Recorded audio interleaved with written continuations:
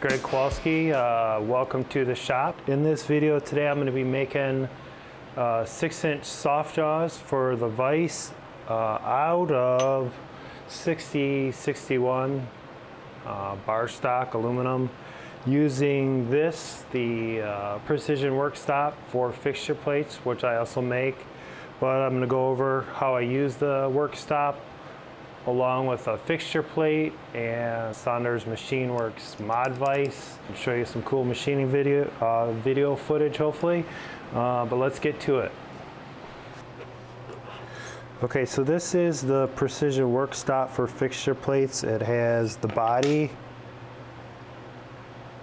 the stop rod, and a couple of shoulder bolts. These shoulder bolts ride in these slots and they lock the work stop to the fixture plate, and they also ride in these slots which allow some adjustment of the work stop. On the bottom of the work stop is machined flat, and these little grooves, I call these like coolant channels. So when you're machining, especially with flood coolant, these slots fill up with chips and flood coolant, and the channels allow the coolant to drain out. The stop rod connects into this location on the work stop and is tightened down right here.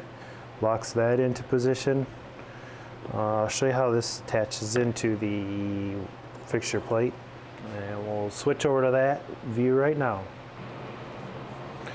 Okay, here we are at the 770. Got the Mod Vise already pretty much in position. But yeah, here's our stock that we'll be machining soft jaws out of, and we'll get this positioned somewhere here, kind of centered on the vise. And I'm not going to torque these down yet, but we'll just get this kind of set up so we're at a good spot so we can position the work stop into a location.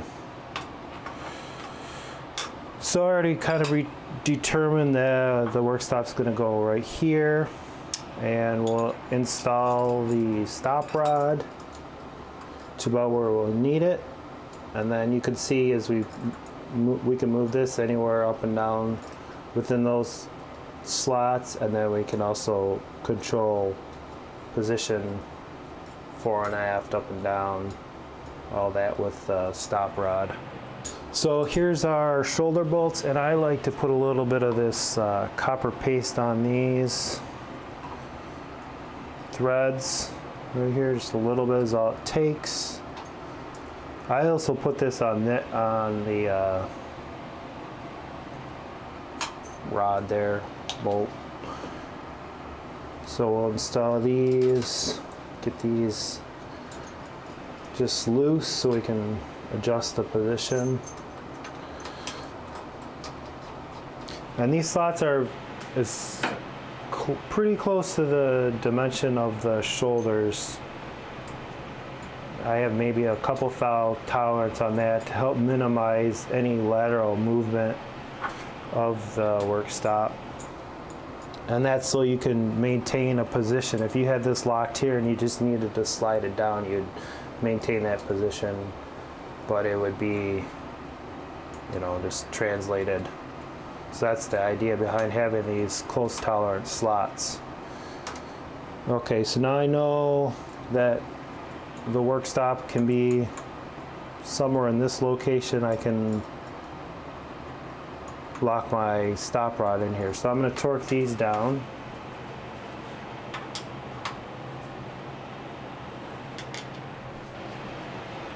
And I will use a torque wrench.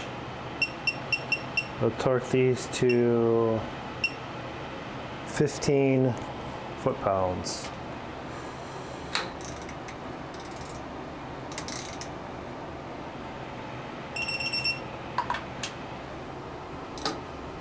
They don't need to be super tight, but I found 15 seems to work pretty good.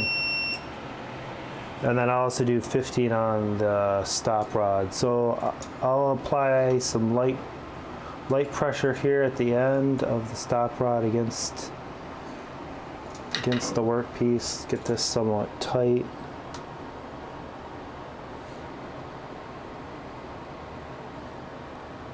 Now I know my machining is going to come down on this face, so I want to have this as low as I can get it, but still get a reliable face to butt up against. And then I'll torque that to 15 as well. So that's locked in. Now I just need to tighten down the vise.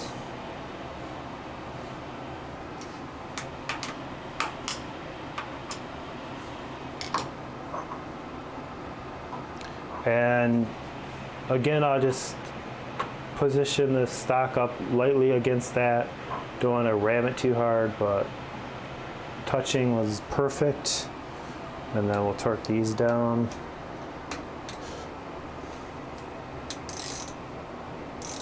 Try to keep it even as we go.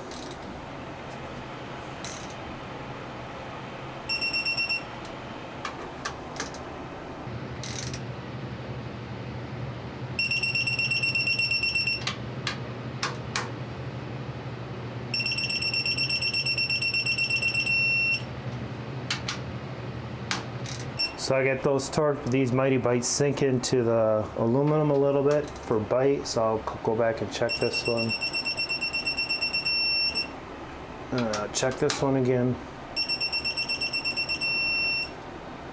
And we're good there. So now we're ready to go. We'll probe this work offset position, and then we're good to go to machine all of these, and all we'll have to do is take out our fish part, plop in a new raw stock, and machine will butt it up against there and we'll be good to go. Exactly the same location every time. So I got the probe set up in the spindle. Now we're going to probe G54, which is this corner. So I'll probe these two faces for X and Y, and then this top surface is Z0. So we'll set that to go right now. Probing X.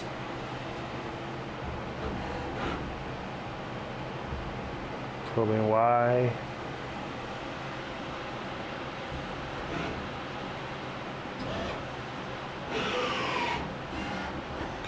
Then the top face is Z, so I'll probe Z.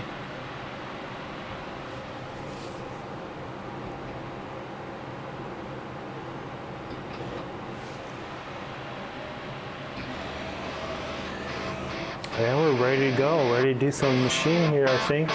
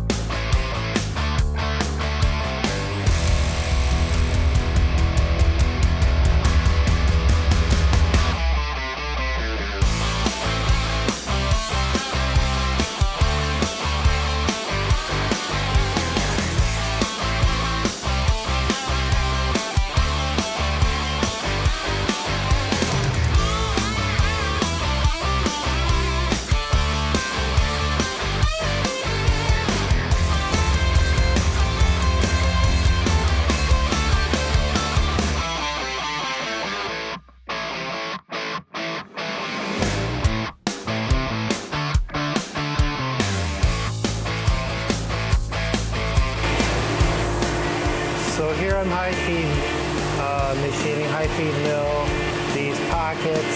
I played around with drilling at first and then adapted, roughing it out, but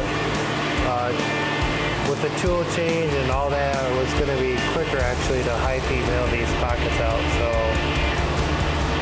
that's what I was doing there for these two pockets. There probably would be a quicker way to do it, but it seems to work pretty good for these, and it's kind of fun to watch.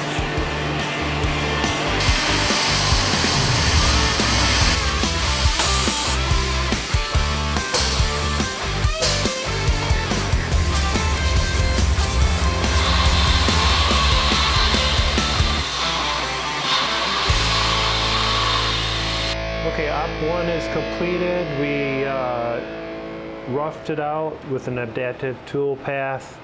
Then we did a contour around the outside, faced it, bored these holes, contoured the inside as well, and then chamfered everything. So for op 2, we're gonna flip it over. There's this hat section in here. So we'll machine this hat off, and then we'll face the top. And then we'll add chamfers. We'll use the Precision work stop. Once we get our coordinate system set up, we'll set the work stop to that, and then we'll run all the 8 pieces. We have 8 pieces to do, so should go pretty quickly if we don't have any problems, I guess. But yeah, we're going to use a 3/4 inch mini shear for taking the bulk of this material off the top, and then we'll use the fly cutter to face it so we get a nice clean face, and then a chamfer mill to chamfer all the edges. So let's get setting up for op 2.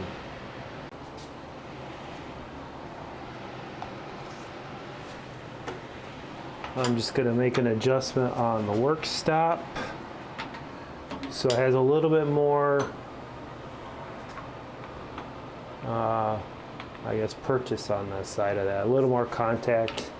Should be good the way it is, but maybe somewhere in here, because I know we're not machining down.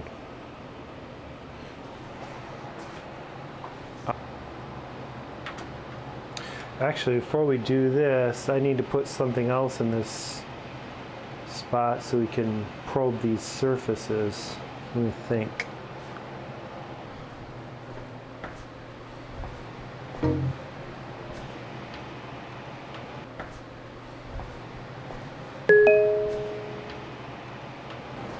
Yeah, actually we're going to use this. This is another soft jaw, a used one, but yeah, it has 2 good surfaces. So I'll clamp this into the vise, set the work offsets, and then reinstall this. But it's pretty much the same size, so I won't have to move this at all, and it should give us a good position.